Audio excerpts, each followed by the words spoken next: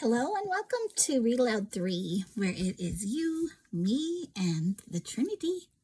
And we are going to be continuing to read in 2 Kings. And I believe we are on the same day of the week as it is the chapter. So that would put us in chapter 12. Chapter 12 of 2 Kings today. And I'll just look over the subtitles of the last chapter.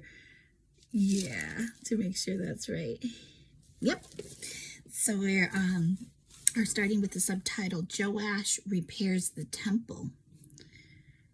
Joash, which right away has reference asterisks on both sides of it.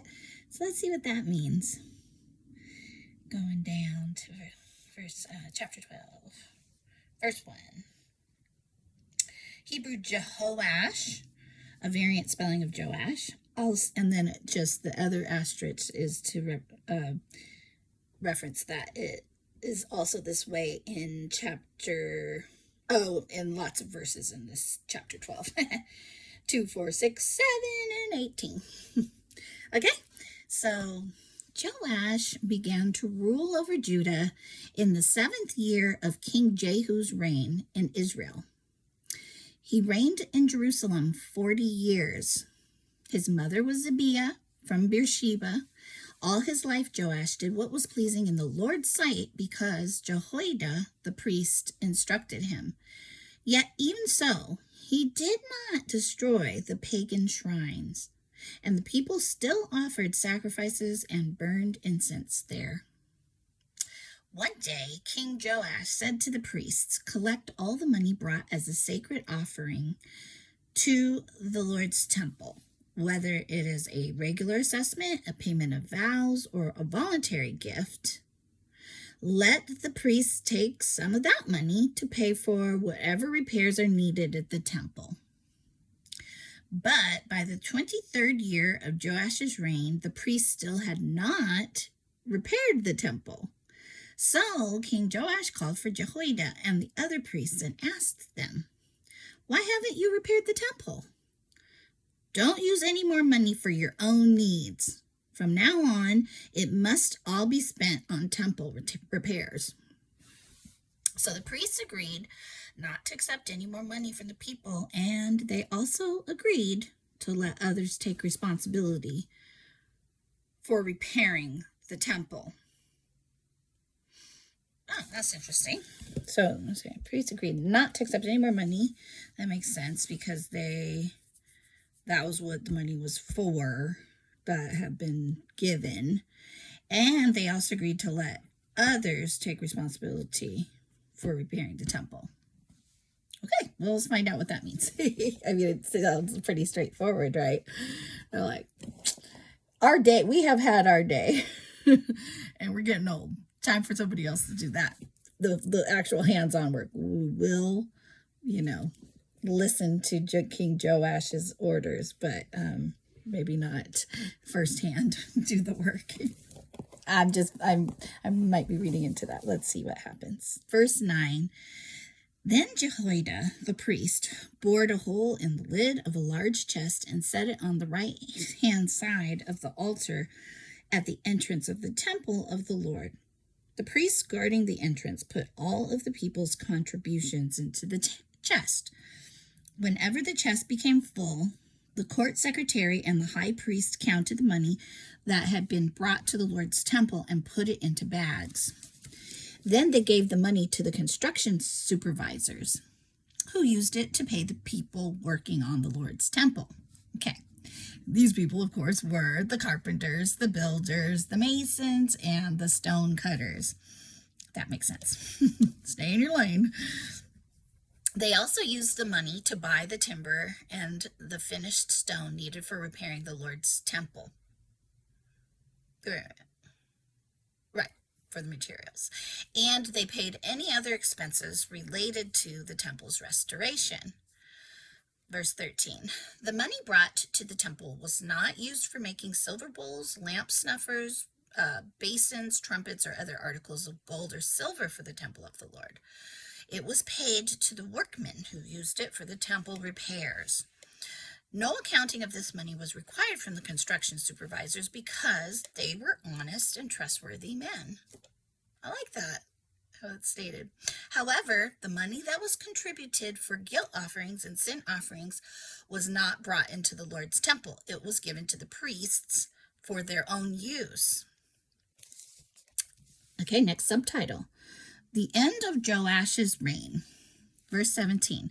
About this time, King Hazael of Aram went to war against Gath and captured it. Then he turned to attack Jerusalem. King Joash collected all the sacred objects that Jehoshaphat, Jehoram, and Ahaziah, the previous kings of Judah, had dedicated, along with what he himself had dedicated. He sent them all to Hazael, along with all the gold in the treasuries of the Lord's temple and the royal palace. So Hazael called off his attack on Jerusalem. The rest of the events in Joash's reign and everything he did are recorded in the book of the history of the kings of Judah. Joash's officers plotted against him and assassinated him at Beth Milo on the road to Selah. Gee, I did not expect that right here at the end of the chapter. The assassins were Josachar, okay, and there's a reference asterisk there in verse 21. As in Greek and Syriac versions, Hebrew reads Jozabad, which is a name seems pretty familiar to me, but Josachar wasn't. Okay, son of Shemiath, and Jehozabad, son of Shomer, both trusted advisors. Joash was buried with his ancestors in the city of David. Then his son Amaziah became the next king. And so ends chapter 12 of 2 Kings. Wow. You know, I think the thing that stood out to me in this chapter,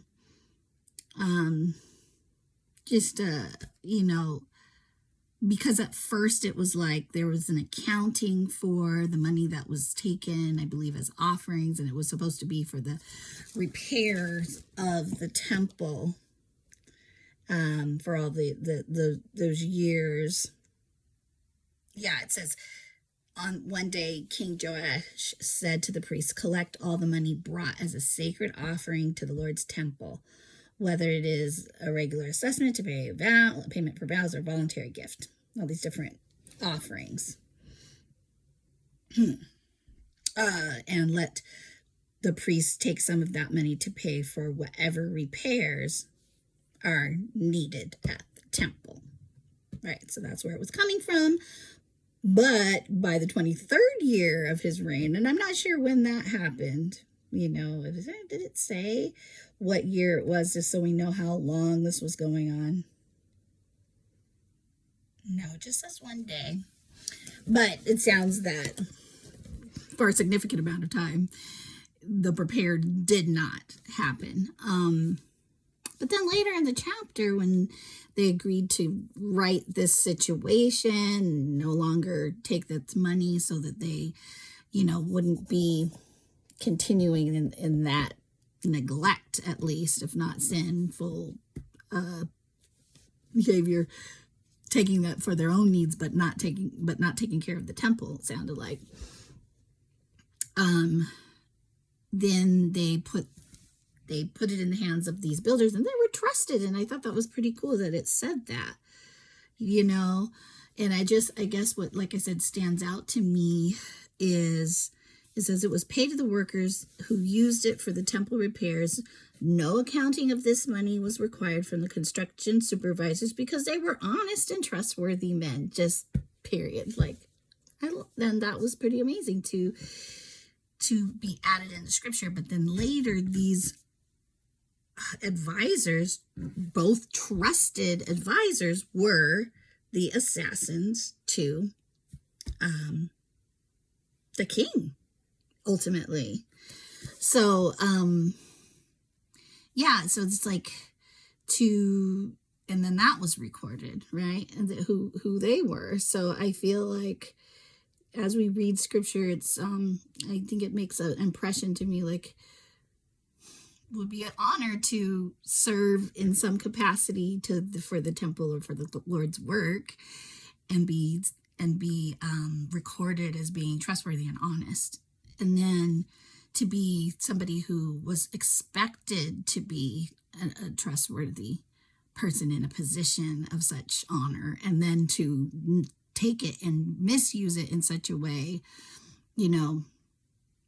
not so much like the priests. It seemed like, okay, they needed some correction and some redirection, but these advisors, they were obviously misusing very intentionally for evil plots their position, and their trustworthiness was unfortunately, misused in a very fatal way.